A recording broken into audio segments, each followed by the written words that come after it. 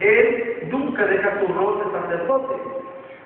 Él en todo tiempo está clamando, en todo tiempo está orando, en todo tiempo Él está pidiendo, incluso aún cuando él antes de morir, ¿cierto?, le dice a Pedro: Satanás ha pedido tu vida para cambiarte, pero yo he pedido al Padre, ¿cierto?, para que Él te guarde.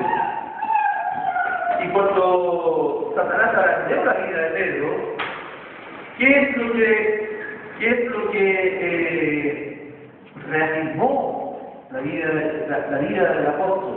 ¿Qué es lo que le volvió a animar? ¿Qué es lo que le volvió a poner de pie? ¿Qué es lo que fue? La muerte y la resurrección del Señor Jesucristo.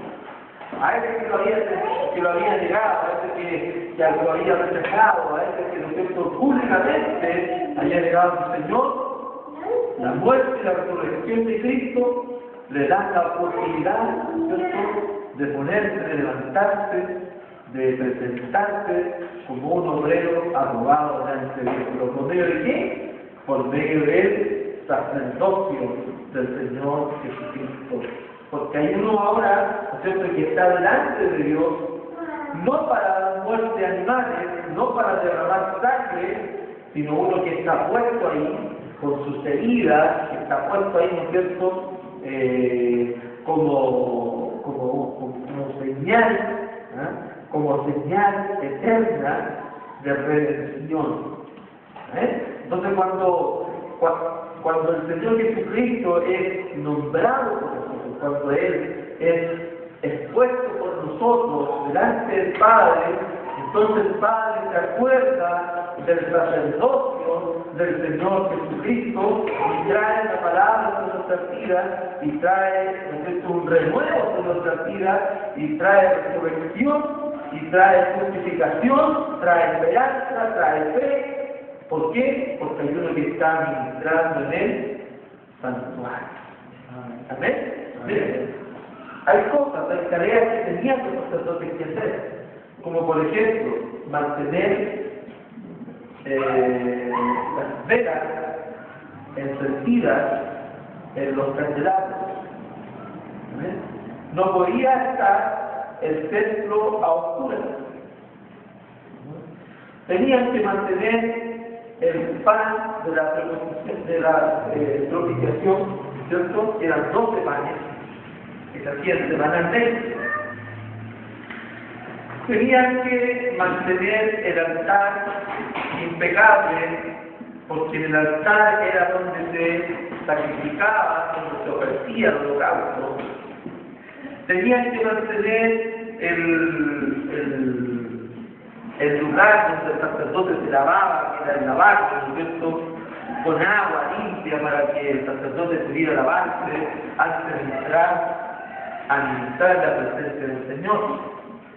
Tenían que estar escuchando la voz del pueblo, tenían que estar ayudando al pueblo, tenían que estar puestos por delante de ellos para poder, ¿no es cierto?, animarles, fortalecerles, orar por ellos, pedir por ellos. Incluso eran los sacerdotes los que recibían los animales que traía la gente para darlos al sacrificio. ¿Ves? Entonces tenían un arduo trabajo. El sacerdote era el que representaba la voz de Dios.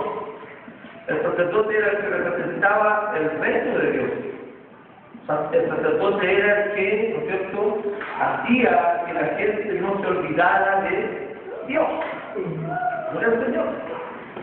Entonces, cuando el apóstol está hablando a los hermanos hebreos, él les está diciendo: ahora tenemos nosotros un gran sumo sacerdote, que no fue capaz solamente de traspasar desde el atrio, el patio del tabernáculo, no fue solamente capaz de traspasar el atrio, el patio, sino que también pudo traspasar el lugar santo. Y no solamente pudo traspasar el lugar santo, sino que también pudo entrar en el lugar santísimo. Pero más allá de todo eso, este gran sumo sacerdote, este eterno sumo sacerdote traspasó el lugar santísimo y subió a los cielos, traspasó los cielos. Gloria a Dios. Él llegó al lugar, ¿no es cierto?, donde Dios habita corporalmente en la eternidad. Amén. Amén. Quizás no está bien dicho la palabra corporal, sino que donde está en su deidad, en su divinidad. Amén. Decir corporal quiere decir que es un cuerpo. Se lo dice la Biblia que Dios es el espíritu. Amén. Entonces, este Jesús es el Mesías, es el Cristo, el que pudo, ¿cierto?, morir, resucitar, traspasar, ¿no es cierto?, el Espíritu del Señor y subir a los cielos y traspasar los cielos y presentarse delante de la presencia de Dios como una ofrenda agradable, como un sacrificio vivo, como uno que está delante de Dios sin sangre, porque la derramó toda su sangre. Entonces es una señal constante, es una señal viviente. En lo que está aquí y lo que le pueden admirar puede decir, este es el que derramó su sangre, este es el que realizó el sacrificio de una vez por todas y para siempre. Amén. Llego yo con lo que hizo el Señor. Entonces, cuando el apóstol Pablo está hablando también a los efesios, y él les dice, ¿no es cierto?, en el capítulo 4, les dice, ninguno subió al cielo, sino que el que descendió del cielo, ese subió al cielo, llevándose cautiva la cautividad y traspasó los cielos, se llevó los cautivos para liberarlos. Ninguno ha subido al cielo, sino que el que descendió del cielo. Santo es el Señor.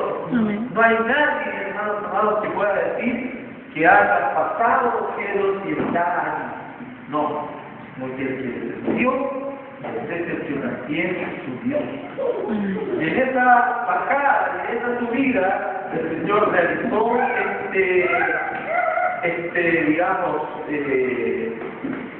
este hermoso, ¿cierto?, sacrificio de entregar su vida, y por medio de eso el Señor se ha levantado como sumo sacerdote.